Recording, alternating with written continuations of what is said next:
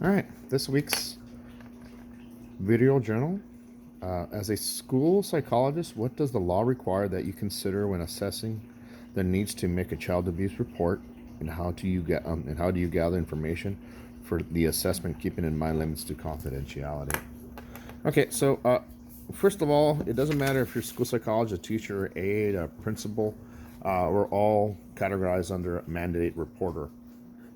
So, what's a mandated reporter? So, there are primary people who have contact with children through their employment. Mandated reporters are required by law, by the state we're in right now, California, to report any unknown or suspected instances of child abuse or neglect to the county child welfare department or to the local law enforcement agency. And then specifically, who are the reporters? So I have a nice little list here.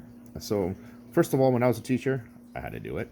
An instructional aide, a teacher's aide, an employee of public school, administrative office or supervisor, administrator of a day camp, public or private, administrator or employee of a public or private youth center, administrator or employee of any organization whose duty requires direct contact and supervision of children, for example, daycare centers, and, in my opinion, churches.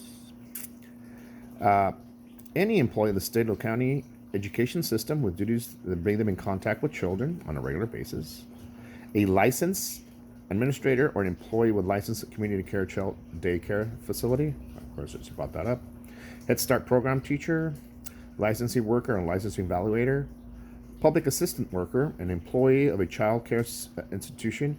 So it's kind of repeating itself a little bit. So let me go through them. A social worker, an employee as a school police or security, peace officer in general, firefighters, physicians, EMTs, psychological assistants, MFTs or marriage, family, and child therapists, unlicensed marriage, family, and licensed therapists, any state or county public health employee, a coroner, it's too late on that one, a medical examiner, again, too late, a commercial film or photo processor, so just in case you get some weird photos coming up at Costco, when you're developing pictures, mandatory to, an animal control officer, I guess they go to people's houses, clergy members, of course, custodian of records, or clergy member again, which I've been both, not both, not a clergy member, an employee of a police department, like anybody that works there. So an alcohol and drug counselor. So I mean, it covers the gamut.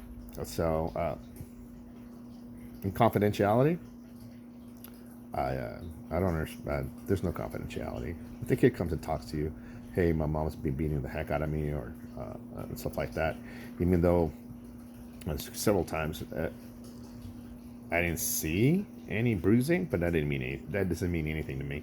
So I actually had to do it anyways. Or when the kid comes home, comes from the house before the new law came by, just smelling of cannabis. So I had to do that too. But yeah, that's what we had to do. All right. Hopefully that's good. Thanks.